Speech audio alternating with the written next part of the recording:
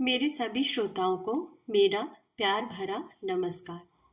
आज मैं आपके लिए लाई हूँ मन्नू भंडारी जी की लिखी हुई एक कहानी जिसका शीर्षक है मजबूरी।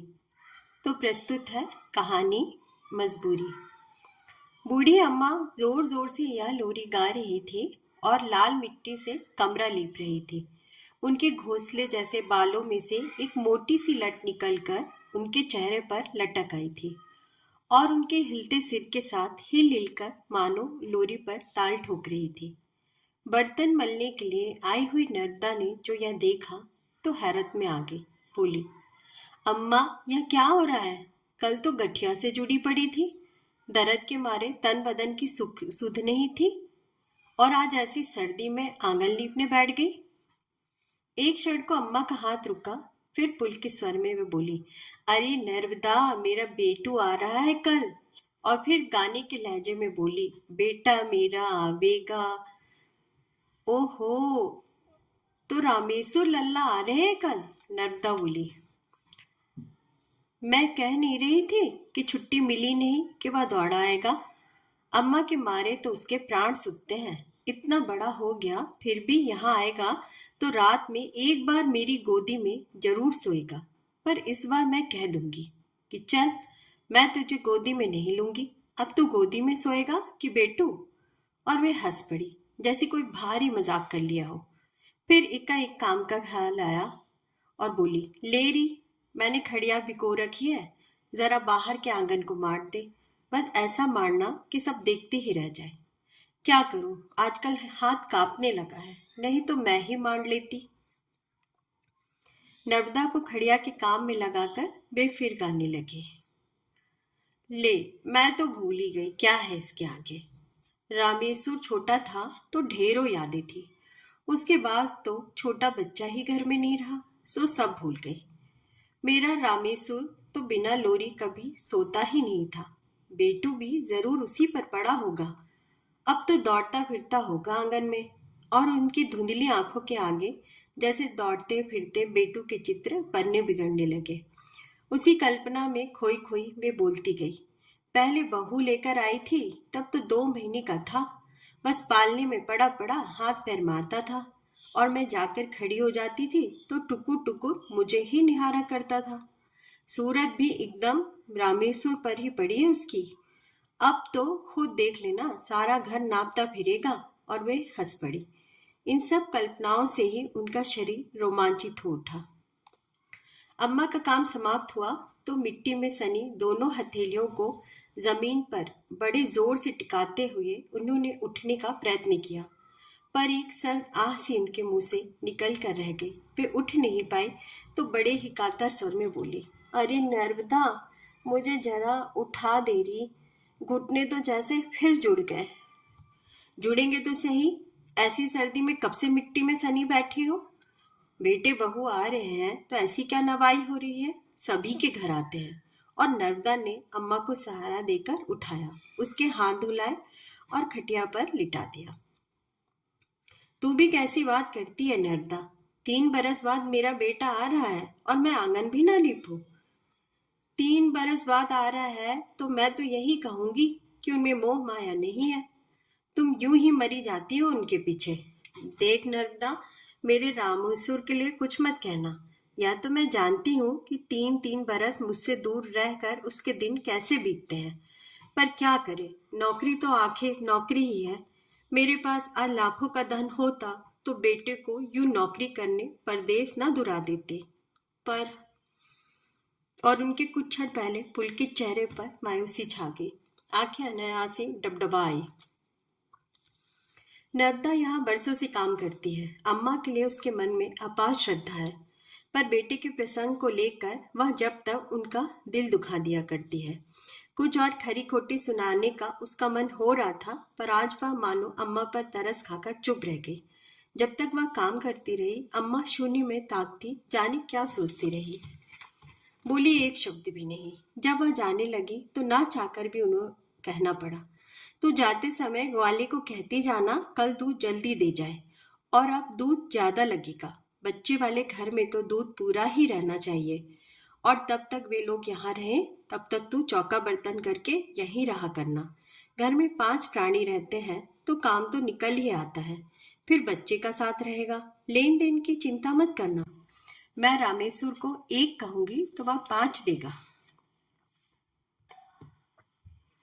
कुछ तो गठिया के दर्द ने और कुछ नर्मदा की बातों ने अम्मा का उत्साह तोड़ दिया। बहुत से काम उन्होंने सोच रखे थे, पर वे कुछ न कर सकी। बस अपनी खाट पर पड़े पड़े भूली बिसरी लोरियां याद करके गुनगुनाती रही। धीरे धीरे रात के अंधकार में उनकी मन की मायूसी भी डूब गई और वे भोर होने के पहले ही उठ बैठी। घुटने का दर्द मन के उत्साह में खो गया और बेटे पोते से मिलने की उमंग में मौसम की ठंड भी जैसे जाती रही। 7 बजते बजते तो वे सब घर पहुंच ही जाएंगे। साथ छोटा बच्चा है, दूध तो गर्म करके ही रख दूं, फिर उन दोनों को भी तो चाय की आदत होगी। ऐसी सर्दी में चाय तैयार नहीं मिलेगी तो अम्मा को क्या कहेंगे भला। दूसरा चूल्हा भी जला दो, नहाने को गर्म पानी भी तो चाहिए। उस कड़कड़ी सर्दी में ठिठुरते ठिठुरते अम्मा ने बेटे बहू को गर्म करने के सारे आयोजन कर डाले। फिर सोचा, लगे हाथ तरकारी भी काट दूं, नहीं तो वे इधर आएंगे, उधर मैं चूल्हे में सिर देकर बैठ जाऊंगी। 3 वर्षों में मेरा बेटा आ रहा है, घड़ी 2 घड़ी उससे बात भी करूंगी। इनका क्या है, ये तो अपनी राजी खुशी पूछकर औषधालय चल देंगे। तरकारी भी कट गई, अब क्या करे। अम्मा अपने को इतना व्यस्त कर देना चाहती थी जिससे प्रतीक्षा के बोझिल क्षण महसूस ना हो, पर समय जैसे बीत ही नहीं रहा था। तभी दूर कहीं घोड़ों के घुंघरुओं की आवाज आई और तांगा अम्मा के घर के सामने रुका। अम्मा पागलों की तरह दरवाजे की ओर दौड़ी।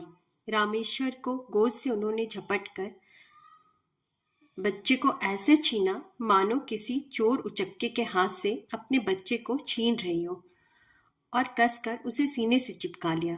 चरण छूते रामेश्वर की पीठ पर एक हाथ फैलते हुए दूसरे हाथ के घेरे में उसे लपेट लिया। बच्चा एकाएक इतना प्यार और शारीरिक कष्ट पाकर रो उठा और माँ के पास जाने के लिए मचलने लगा। वे उसके आंसू पोंछने लगी और उनकी अपनी आंखों से भी आंसू की धारा बहने लगी। पुचकारने पर भी जब बच्चा चुप नहीं हुआ तो बहू की ओर बढ़ाते हुए उन्होंने कहा, अभी मुझे पहचानता नहीं, एक बार मुझे पहचानने लगेगा तो छोड़ेगा नहीं। उपेक्षित सी एक और खड़ी बहू ने बच्चे को ले लिया। चाय पानी हो गया तो रामेश्वर नहाने चला गया तो अम्मा ने बहू को अकेले पाकर कहा, खबर तो दी होती बहू, तुम्हारे महीने चढ़े हैं। कितने महीने हैं? जेबते हुए बहू ने उत्तर दिया, यह भी कोई लिखने की बात थी अम्मा। फिर जरा रुकते रुकते कहा, मानो कहने का साहस बटोर रही हो, अम्मा इस बार बेटू को आप ही रखेंगी, जैसे भी हो। मैं यहाँ हूँ, तब तक उसे अपने से हिला लीजिए। मैं तो इसके मारे ही परेशान थी। दो को तो अम्मा आंखें फाड़ कर ऐसे देख रही थी मानो जो कुछ सुन रही हो उस पर विश्वास करे या ना। फिर एकाएक बोल पड़ी, तुम कह क्या रही हो बहू? बेटू को मेरे पास छोड़ जाओगे? मेरे पास? सच? हे भगवान, तुम्हारी सब बातें पूरी हो, तुम बड़भागी हो। मेरे सूने घर में एक बच्चा रहेगा तो मेरा जन्म सफल हो जाएगा। फिर वे एकाएक रो पड़े, तुम क्या जानो बहू, अपने कलेजे के टुकड़े को निकाल कर बम्बई भेज दिया। रामेश्वर के बिना यह तो घर जैसे मसान जैसा लगता है। ये ठहरे संत आदमी, दीन दुनिया से कोई मतलब नहीं है। मैं अकेली ये पहाड़ जैसे दिन कैसे काटती हूँ सो मैं जानती हूँ।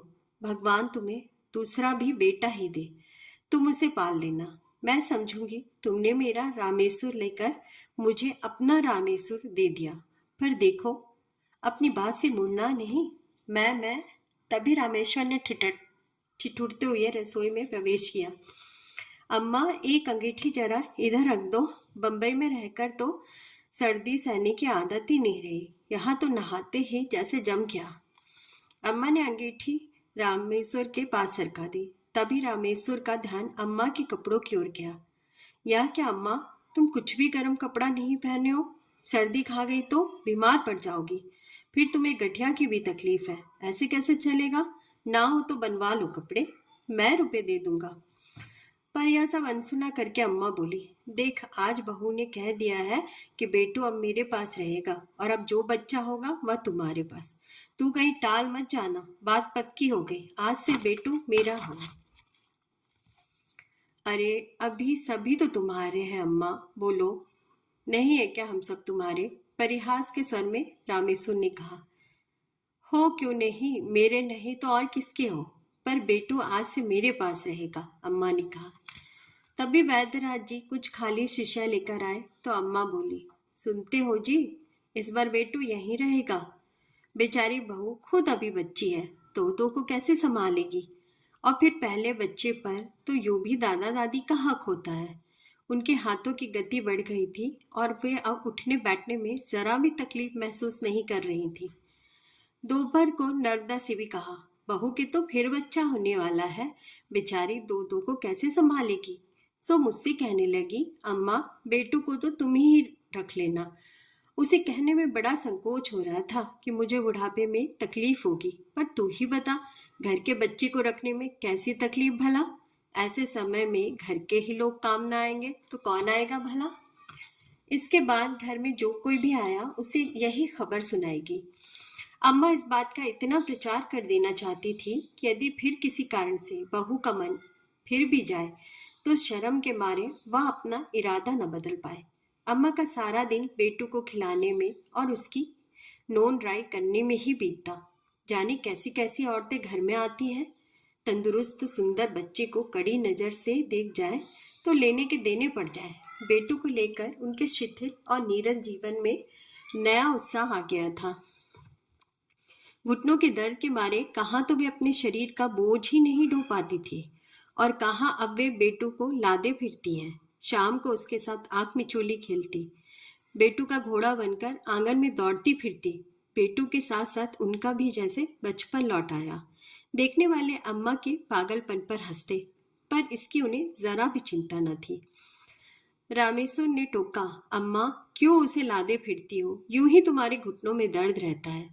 तो बिगड़ पड़ी, कैसी बातें करते हो रामेश्वर, इसमें भी कोई वजन है? जो उठाना भारी पड़े, फूल जैसा तो हल्का है, खाली खाली दोनों बेला मिलते टोक जाते हो। माँ बाप की नजर ही सबसे ज्यादा लगती है बच्चे को, तभी तो बेटू एक दिन भी ठीक नहीं रहता। निश्चित समय पर दूध पिलाना, शीशी में दूध भरना, बाद में उसकी सफाई करना आदि सब काम अम्मा के लिए बिल्कुल नए थे। उन्होंने रामेश्वर को अपने ढंग से पाला था। जब बच्चा रोया झट दूध पिला दिया। दूध के लिए भी समय देखना पड़ता है, यह बात उनके लिए एकदम नई थी। 2 साल तक तो उन्होंने रामेश्वर को अपना दूध पिलाया था, उसके बाद गिलास से पिलाती थी। यह शीशी का नखरा उस जमाने में था ही नहीं और होगा भी तो शहरों में। पर रमा से बड़ी लगन और तत्परता से एक जिज्ञासु विद्यार्थी की तरह उन्होंने यह सब भी सीखा। पति से जिद करके औषधालय की दीवार घड़ी जो पिछले 20 वर्षों से वहीं लगी थी उतरवा कर घर में लगाई और घड़ी देखना सीखा। उनके एकाकी जीवन में समय का कोई महत्व ही नहीं था। न पति को दफ्तर जाना रहता था, न बच्चों को स्कूल, जो समय पर कोई काम करना पड़े। पर अब एकाएक उन्हें घड़ी की आवश्यकता महसूस होने लगी थी। यूं उनकी याददाश्त बड़ी कमजोर थी, पर दूध के समय उन्होंने जो याद कर लिए थे वो कभी नहीं भूली। शुरू शुरू में यह सब उन्हें बड़ा अटपटा सा लगा, पर फिर भी वे सारा काम बड़ी सतर्कता से करती। शीशी में दूध भरते समय उनका बूढ़ा हाथ अक्सर कांप जाया करता था और दूध बाहर को गिर जाता था।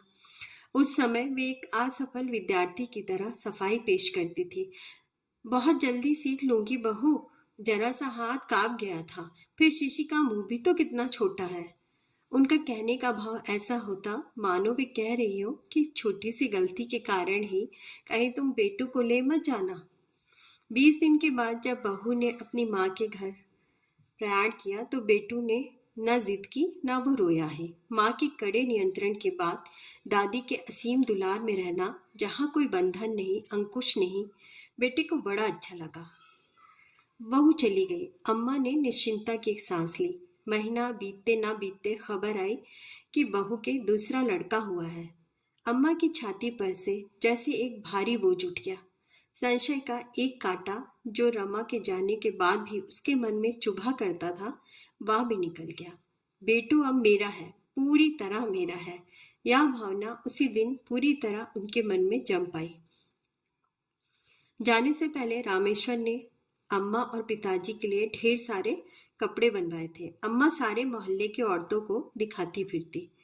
जो कोई आता उसी से कहती, अम्मा के पीछे तो बस रामेश्वर पागल है, न आगे की सोचता है न पीछे की। उसका बस चले तो मुझ पर ही सारा घर लुटा दे। लाख मना करती रही पर एक बात नहीं मानी। अब बुढ़ापे में ये छपी साड़ियां पहनकर कहाँ जाऊंगी। पर वो क्यों सुनने लगा। उनके झुर्रियों भरे चेहरे पर चमक आ जाती और वे आंखें मूंदकर अपने बेटे के चिरायु होने की कामना करती। जब रामेश्वर के जाने का समय आया तो उन्हें रो रो कर घर भर दिया। हिचकियां लेते हुए बोली, देख रामेश्वर, यह 3-3 बरस तक घर का मुंह ना देखने वाली बात अब न चलेगी। साल में एक बार तो आ ही जाया कर मेरे लाल। नौकरी की जगह नौकरी है और माँ बाप की जगह माँ बाप। मेरी तबीयत भी ठीक नहीं रहती। किसी दिन भी आंख मूंदी रह जाएगी तो मैं तेरी सूरत को भी तरस जाऊंगी। सो कम से कम अपनी इस बुढ़िया माँ को। पर आगे वे कुछ नहीं कह सके, बस फूट फूट कर रोने लगी। आंसू भरी आंखों से वे रामेश्वर के तांगे को तब तक देखती रही जब तक वह आंखों से ओझल नहीं हो गया। इसके बाद उन्होंने कसकर बेटू को अपनी छाती से चिपका दिया। दूसरे साल रामेश्वर नहीं आया, केवल रमा आई, शायद बेटू को देखने। पर बेटू को जो देखा तो उसका माथा ठनक गया। जिस बेटू को वह छोड़ गई थी और जिसे अब वह देख रही है, दोनों में कोई सामंजस्य ही नहीं था। बात बात में उसकी जिद देखकर रमा का खून खौल जाता। खाना वह दादी अम्मा के हाथ से खाता और सारे दिन चढ़ता रहता था। रात में सोता तो दादी अम्मा के दोनों अंगूठे पकड़कर सोता और जब तक दादी अम्मा से लोरी न सुनाती तब तक उसे नींद नहीं आती थी। सारे दिन दादी अम्मा की धोती का पल्ला पकड़कर उनके पीछे पीछे घूमा करता और शाम को गली मोहल्ले के गंदे गंदे बच्चों के बीच खेलता। उसे देखकर कौन कहेगा कि यह एक पढ़ी लिखी सभ्य लड़की का बच्चा है। घर के सामने से जो कोई भी फेरी वाला निकल जाता उसी से बेटू कुछ न कुछ जरूर खरीदता। न दिलवाने से जमीन आसमान एक कर देता और मचल मचल कर सारे आंगन में लौटता। आखिर रमा को जबान खोलनी ही पड़ी। अम्मा, आपने तो उसे बिगाड़ कर धूल कर रखा है, इस तरह कैसे चलेगा। दादी माँ ने हंसते हुए बड़े सहज भाव से कहा, अरे बचपन में कौन जिद नहीं करता है बहू। रामेश्वर भी ऐसे ही करता था। यह तो सच हूबहू उसी पर पड़ा है। समय आने पर सब अपने आप छूट जाएगा। यही तो उम्र होती है जिद करने की। 1-2 साल और कर ले, फिर अपने आप सब कुछ छूट जाएगा। और वे मुग्ध भाव से गोद में बैठे बेटू के बालों में अंगुलियां चलाने लगी। रमा खून का घूंट पीकर रह गई। रमा की इच्छा हुई कि बेटू को अपने साथ लेती जाए, पर 1 साल का पप्पू ही उसे इतना परेशान करता था कि दोनों को साथ रखने का साहस नहीं हुआ। बम्बई जाते ही उसने अम्मा के पास जरा खरी खरी भाषा में पत्र पहुंचाने आरंभ कर दिए। जैसे ही वह 4 साल का हुआ, रमा ने लिख दिया कि अम्मा अब उसे वहां के नर्सरी स्कूल में भर्ती करवा दे, कम से कम कुछ तमीज तो सीखेगा। चिट्ठियां पढ़ती तो अम्मा को लगता बहू का दिमाग बौरा गया है। भला 4 साल का दूध पीता बच्चा कहीं स्कूल जा सकता है। रमा के पत्र आते रहे और अम्मा का ढर्रा अपने ढंग से बराबर चलता रहा। 2 साल बाद फिर रमा और रामेश्वर अपने 3 साल के पप्पू को लेकर आए। पप्पू ने अंग्रेजी की छोटी छोटी कविताएं याद कर रही थी और बड़े अदब के साथ बोलता था। अभी 2 महीने पहले ही रमा ने उसे वहां के अंग्रेजी स्कूल में भर्ती करवाया था। पर बेटू वैसा ही था जैसा रमा उसे छोड़ गई थी। उम्र में जरूर बड़ा हो गया था, बाकी सब कुछ वैसा ही था। रमा उठते बैठते रामेश्वर से कहती, जैसे भी हो इस बार बेटू को लेकर चलना ही होगा। यही हाल रहा तो इसकी जिंदगी चौपट हो जाएगी। यह भी कोई ढंग है भला। अम्मा को बड़ा दुख होगा और बेटू तुम्हारे पास जरा भी नहीं आता। वह अम्मा को छोड़कर कैसे रहेगा, ये सारी बात सोच लो। रामेश्वर इस प्रसंग को जैसे टालना चाहते थे। अम्मा की दुख की बात मैं मानती हूँ, रमा ने अपने आवेश को दबाते हुए कहा, पर जब उन्हें लिखा कि स्कूल में डाल दो तो वह भी तो उनसे नहीं हुआ। जैसे बताती हूँ वैसे तो रखती नहीं। अब इनके 2 दिन के सुख के लिए बच्चे का सारा भविष्य बिगाड़ कर रख दो। उसका गला भर आया। रामेश्वर बेचारे बड़े धर्म संकट में थे। उसे पत्नी की बातों में भी सार नजर आता था और वह अम्मा की भावनाओं को भी ठेस नहीं पहुंचाना चाहता था। सो बिना कुछ निर्णय दिए सारी बात रमा पर छोड़कर वह बम्बई लौट गया। रमा कभी मिठाई दिलाकर, कभी तांगे में घुमाकर बेटू को अपने से हिलाने की कोशिश करने लगी। बेटू को तांगे में घूमने का बेहद शौक था, जो कम ही पूरा होता था। अम्मा को कभी स्वप्न में भी ख्याल नहीं आया कि रमा पप्पू के रहते हुए भी बेटू को ले जाने का प्रस्ताव रखेगी। जिस दिन उन्होंने सुना, उनके पैरों तले जमीन सरक गई। जब रमा ने बेटू को उनके पास छोड़ने का प्रस्ताव रखा, तब एकाएक उन्हें अपने कानों पर भी विश्वास नहीं हुआ। ठीक उसी प्रकार ले जाने की बात पर भी उन्हें विश्वास नहीं हो रहा था। फिर भी कांपते स्वर में कहा, कैसी बातें करते हो बहू, मेरे बिना वह पल भर भी तो नहीं रहता। इतना बड़ा हो गया है, फिर भी जब तक मैं कौर नहीं देती तब तक वो खाता नहीं। सो एकाएक मुझसे दूर कैसे रहेगा? नहीं रहेगा तो थोड़े दिन रो लेगा। आखिर उसकी पढ़ाई का सिलसिला भी तो जमाना है अम्मा। देखो पप्पू स्कूल जाने लगा है और यह अभी तुम्हारा पल्ला पकड़े पकड़े ही घूमता है। अरे पढ़ लेगा बहू, पढ़ लेगा। उम्र आएगी तो पढ़ लेगा। यह मत सोचना कि मैं उसे गवार ही रहने दूंगी। रामेश्वर को भी तो मैंने ही पाला पोसा है। उसे क्या गवार रख दिया? फिर या तो मुझे और भी प्यारा है। मूल से ब्याज ज्यादा प्यारा होता है। इसे तो मैं खूब पढ़ाऊंगी। तू चिंता मत कर बहू, पर इसे ले जाने की बात मत कर। और वे फपक फपक कर रो पड़ी। रमा की आंखों में भी आंसू तो आ गए, फिर भी उसने अपने पर काबू पाते हुए कहा और स्वर को कोमल बनाकर कहा, मैं आपका दिल नहीं दुखाना चाहती अम्मा, पर आपकी इस जरूरत से ज्यादा प्यार ने ही तो इसे बिगाड़ कर धूल कर दिया है। एक भी आदत तो उसमें अच्छी नहीं है। यदि आप सचमुच ही इससे प्यार करती हैं और इसका भला चाहती हैं, तो इसे मेरे साथ भेज दीजिए और इनके साथ दुश्मनी ही निभानी है तो रखिए इसे अपने पास। कहने के बाद ही रमा को लगा जैसे बहुत बड़ी बात कह गई हो। मैं अपने बेटू के साथ दुश्मनी निभाऊंगी? मैं उसकी दुश्मन हूं? मैं तो मेरे प्यार की परीक्षा लेना चाहती हो, पर ऐसी कठिन परीक्षा तो मत ले बहू। इससे तो मेरे प्राण ही ले ले तू। और वे फूट फूट कर रोने लगी। कुछ देर बाद एकाएक स्वर सैद करके बोली, ले जा बहू ले जा। मेरा बेटा फूले फले पढ़ लिख कर लायक बने, इससे बढ़कर खुशी की बात मेरे लिए और क्या हो सकती है? मेरा क्या है? मेरी 4 दिन की हंसी खुशी के लिए मैं तेरे बच्चे की जिंदगी नहीं बिगाड़ूंगी। मैं अब अनपढ़ गवार औरत ठहरी, इसे लायक कहाँ से बनाऊंगी? तू इसे ले जा।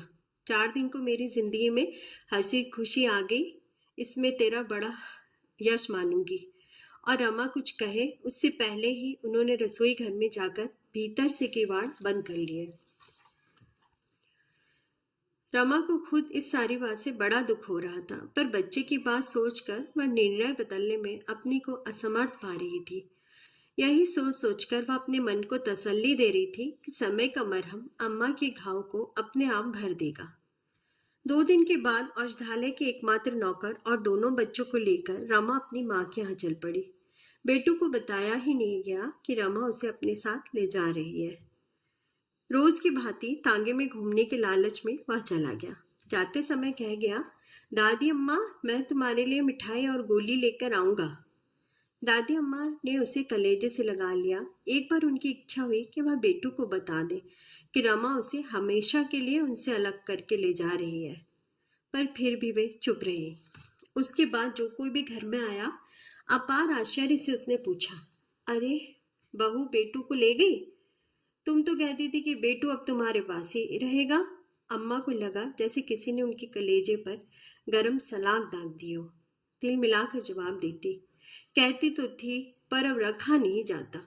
गठिया के मारे मेरा तो उठना बैठना तक आराम हराम हो रहा है, तो मैंने ही कह दिया कि बहू अब पप्पू बड़ा हुआ, सो बेटू को भी ले जाओ। अरे अम्मा एक पल तो तुम उसे छोड़ती नहीं थी, अब रह लोगी उसके बिना? नहीं रह सकती तो भेजती क्यों? अब यह कोई बच्चे पालने की उम्र है भला? जिसकी थाती उसी को सौंपी। बुढ़ापा है, कुछ भजन पूजन ही कर लूं। उनके मारे मेरा सब कुछ छूट गया था। बड़े ही संदिग्ध भाव से अम्मा की इस दलील को औरतें स्वीकार कर पाती थी। आज अम्मा के पास कोई काम नहीं था। करने को सो खाली आंगन में दर्दीले स्वर से एक लोरी गुनगुना रही थी। शाम को गुब्बारे वाला आया, बुढ़िया के बाल वाला आया, खिलौने की मिठाई बेचने वाले आया।